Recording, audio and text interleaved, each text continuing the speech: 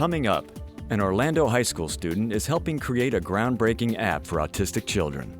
I think that it can give them necessary emotional skills to bond with one another. And young women who want to close the gender gap among computer scientists.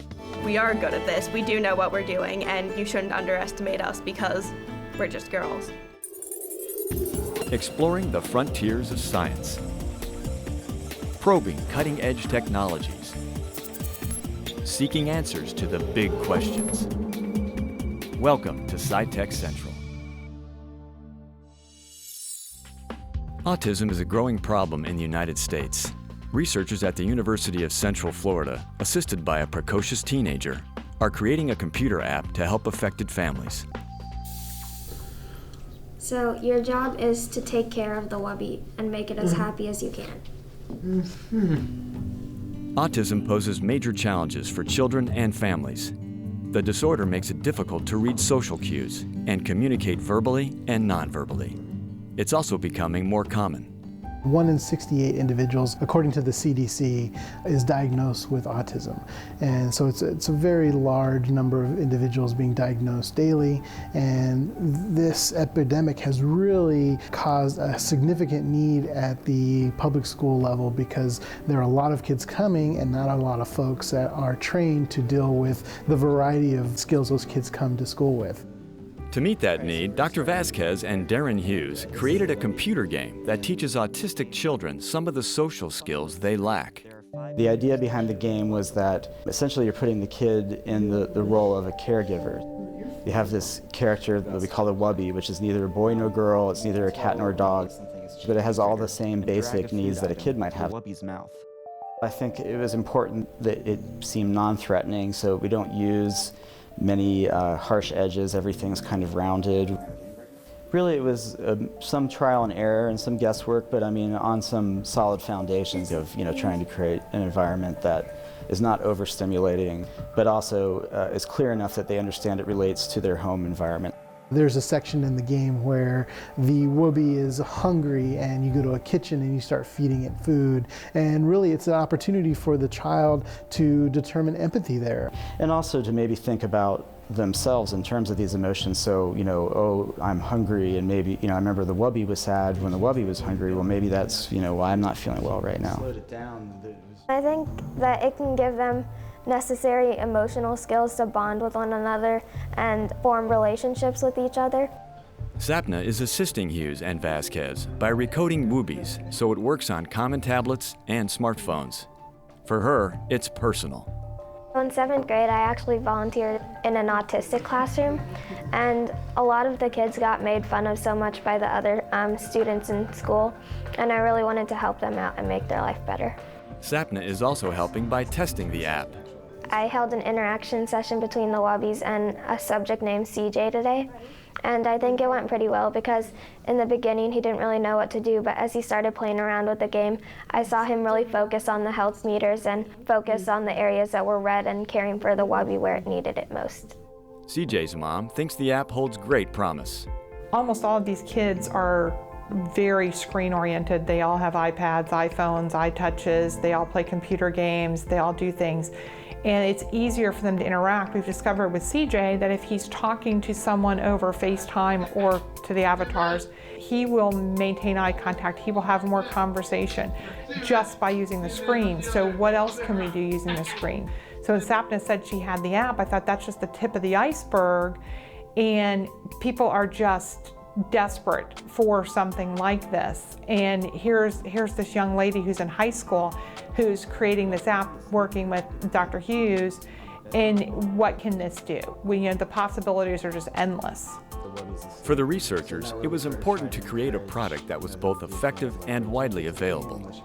Most companies will develop applications and they're in it for really to make money, and they're obviously there to develop these applications for mass downloads, purchases.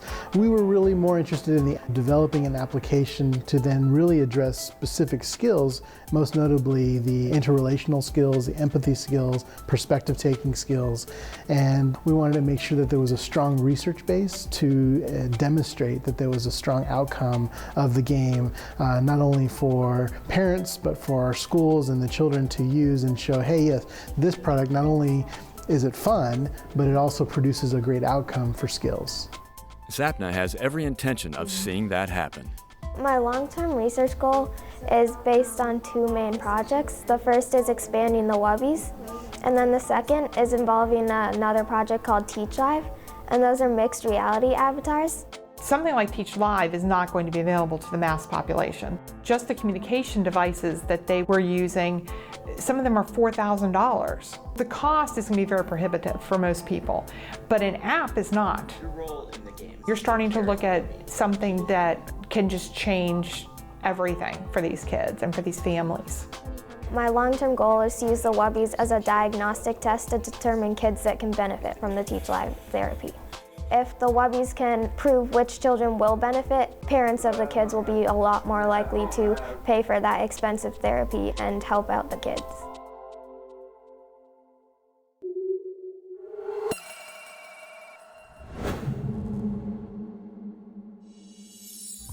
Sapna Patel isn't the only member of her family who's starting their coding career early. Her brother, Nikhil, is working on an app to assist those suffering from Alzheimer's disease. So I'm at the Brain Fitness Club in Winter Park, and I'm talking to Nikhil Patel, who's developed a very cool app which allows people to sort of assess their cognitive abilities. Nikhil, tell me a little bit about it. What I've developed is a 5-minute test that can identify the likelihood that you have some form of cognitive impairment, whether it be Alzheimer's or something like that, 10 to 20 years earlier than it's being identified now.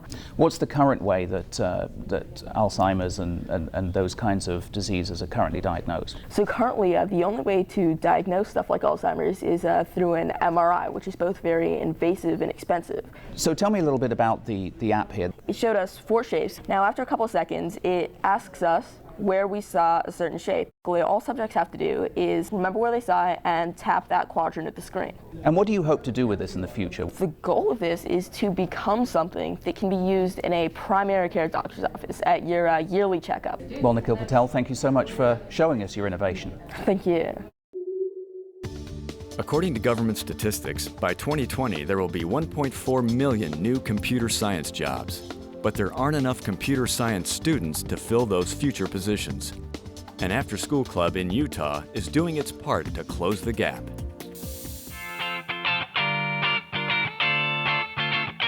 So this is Cash Makers. It's a club. It's a 4-H club of kids. We have about 40 kids participating in after-school groups.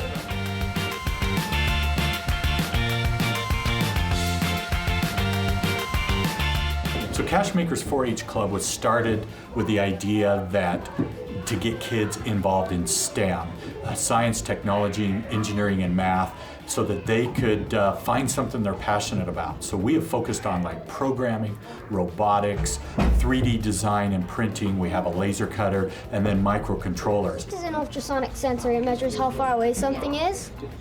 So I'm making a project that says, well, if something's this far away, turn on LEDs, which I don't have in there yet. And if it's farther away than this, then turn off both of them. And I'm planning on putting them on a bat on my front door so that when people get close, the LEDs are going to be the bat's eyes, so they'll turn on and they'll be like, whoa. And I designed the top of this and I cut it out of a laser cutter. And then I got the foam and stuff and the belt, and I got the LEDs, and I just inserted the LEDs, and I can control it with the remote.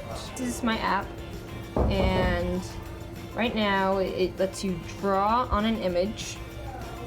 You can change the color. Changes the color. When I tap, it makes a circle, and I can change the size of the circle by moving the slider. That was the hard part when I coded this.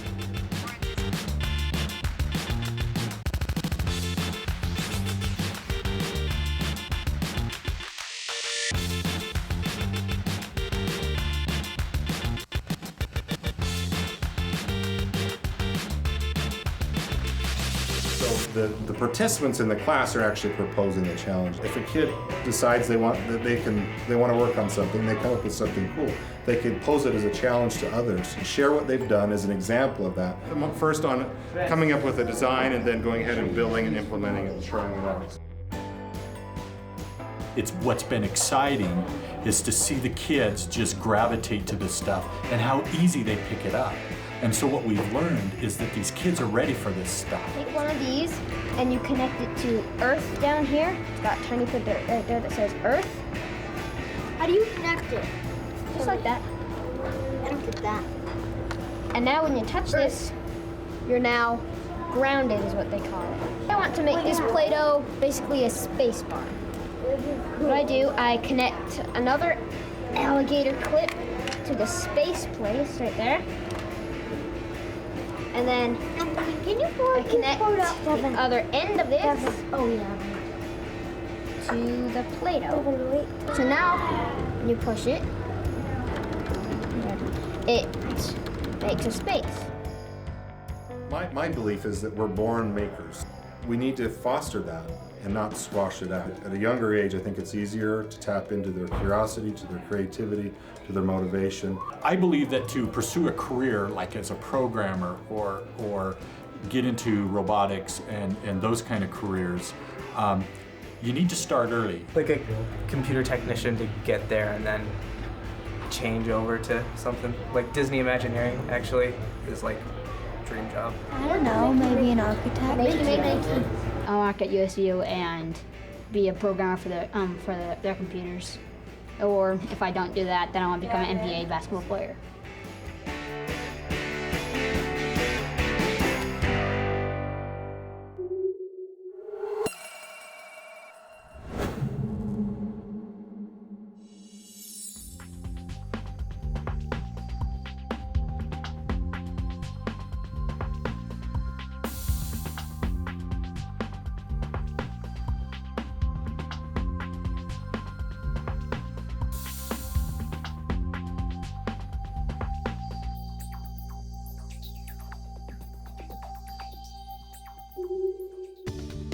In 1984, 37% of all computer science graduates were women.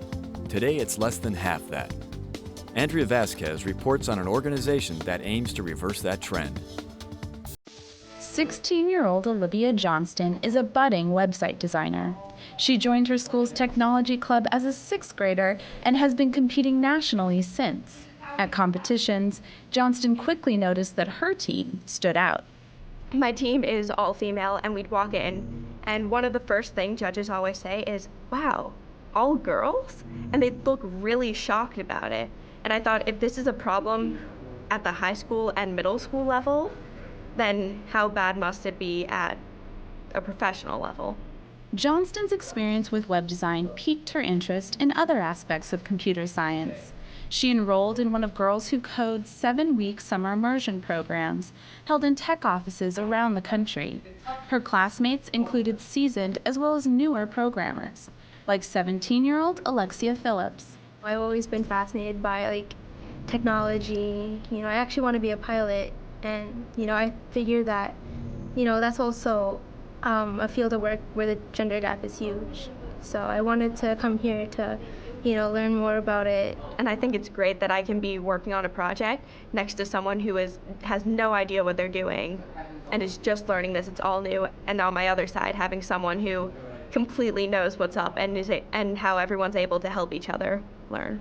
Both students are working to establish Girls Who Code clubs at their high schools, bringing computer science to more first-timers. Then I also think it's intimidating to go into a class knowing nothing about it in general. And if you're going into a class that you know nothing about, where you also won't have any girls, that's even more so. Think of how many girls have been affected by this program, by Girls Who Code. So I think it's definitely changing fast. And Johnston and Phillips, along with their Girls Who Code classmates, are helping to usher in that change. We are good at this. We do know what we're doing, and you shouldn't underestimate us because we're just girls. I'm Andrea Vasquez. Want to satisfy your scientific curiosity and be on TV at the same time? Send us a video question for our Ask a Scientist feature. Here's an example. My name is Kelly. I'm from Orlando, Florida. I know coral reefs are important to the health of the oceans, but I would like to know why. Go to our Facebook page to learn how to submit your video. STEM education is an increasingly important part of children's learning. Some schools now teach computer coding alongside reading, writing, and math. In upstate New York, a group of students is getting a jump start on coding with the help of 2 small robots. Jenna Flanagan has the story.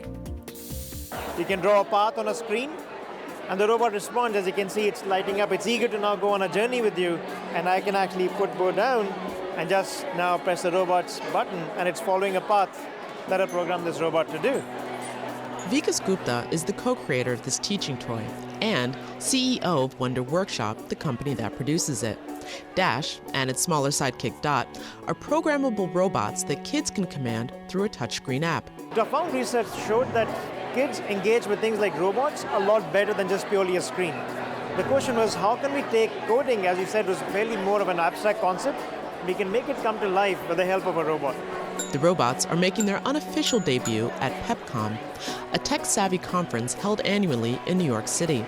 Users can control Dash or Dot through one of 2 programs. The first, an app designed by Wonder Workshop that Gupta says children in preschool can master. After drawing a path on the screen for the robot to follow, kids can then add commands like beep, pause, or turn around, which is the basic concept of sequencing, planning out what you want the robot to do first, and then programming it to follow through. The next step is programming the robots with Blockly, a visual programming app.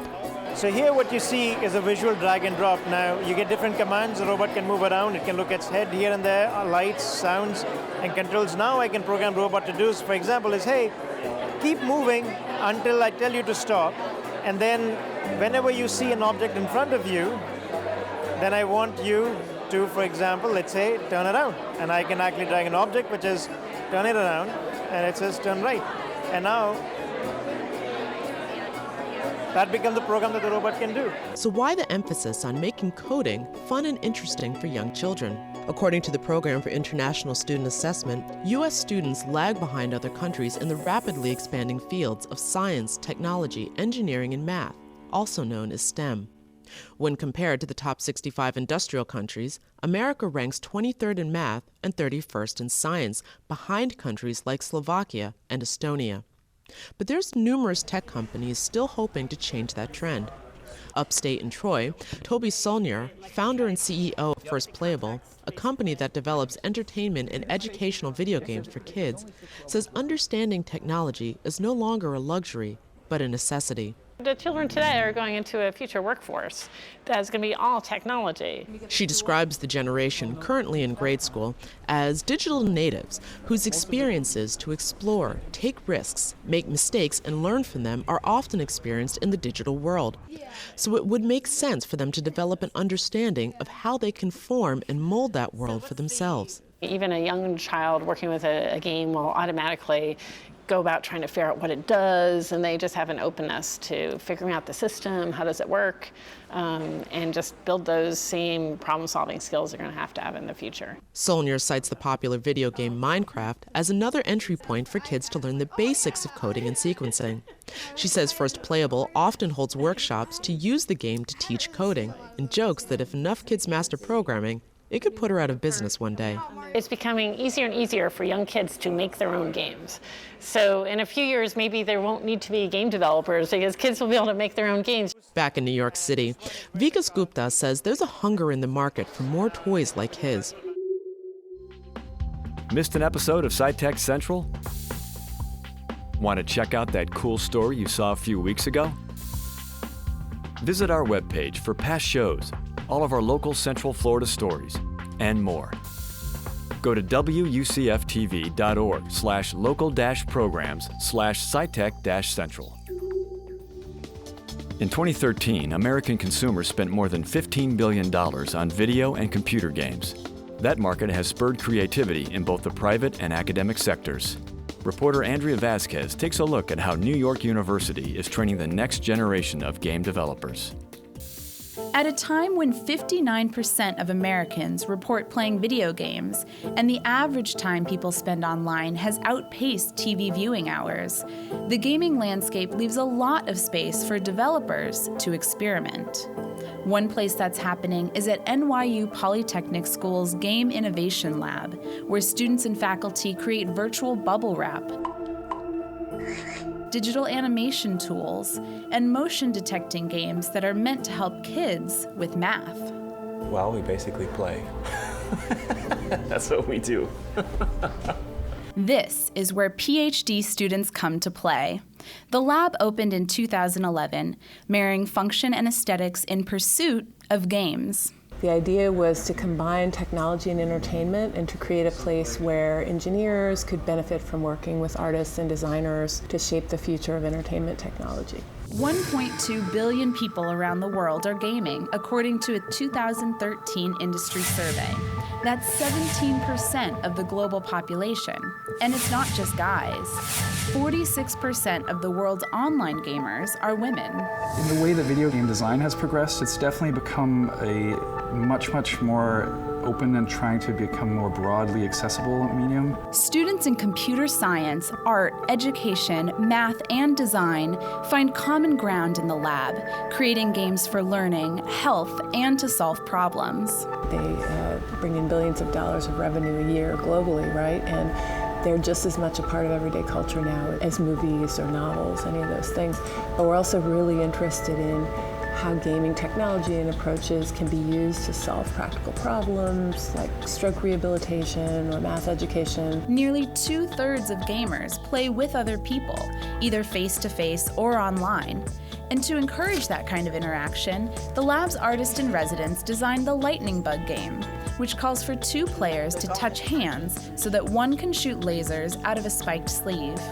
I'm exploring costumes as game controllers, so the intersection between wearable technology and games. He's wearing a power pack that lights up as he collects power, and then when we hold hands, the power gets distributed from the power pack to the gauntlet, and that is the only way the player is able to shoot. And then we play this in this large dome here. In decades of game development, technology has led to faster processing speeds, sharper graphics, and more elaborate storylines. Despite recent industry layoffs, those advances have created a larger pool of programmers and products. So at first computers had a lot of constraints. You know, they didn't have so much memory, they were slow. Now they're really fast. We have all kinds of sensors, so there's no reason the computer can't come a lot further to you and interact with you the way that you're comfortable. Right? Read your body language, understand your facial expressions, be a little sensitive to when's the right time to interrupt you, that sort of thing. It used to be that making a game was actually a very technically difficult thing. So over the last couple of years, the tools have gotten so much better to the point where pretty much anybody can sit down and make a game if they want to. An indie movement has emerged in gaming, offering an alternative to big budgets and brand names, and making room for lesser-known programmers to break in. But despite evolving technology at game creators' disposal, faculty in the lab warn students not to overcomplicate their games. I think this is a general trend, with technology as it becomes smaller and more capable of doing things. How can we use this really affordable sensor to make, this game? Or rather, this is the game idea and this is how we can use technology to enhance the idea. There's still a lot to be learned from the smaller gems that we had by necessity 30 years ago when technology wasn't there yet. Well, now we have all 3D graphics and big controllers and everything, and everyone always wants to push that, and that's great, and I'm happy that that's happening, but I think there's a lot of space underneath that curve that hasn't been fully explored yet. That's all for now on SciTech Central. Thanks for watching. Join us next week for more stories from the frontiers of science and technology.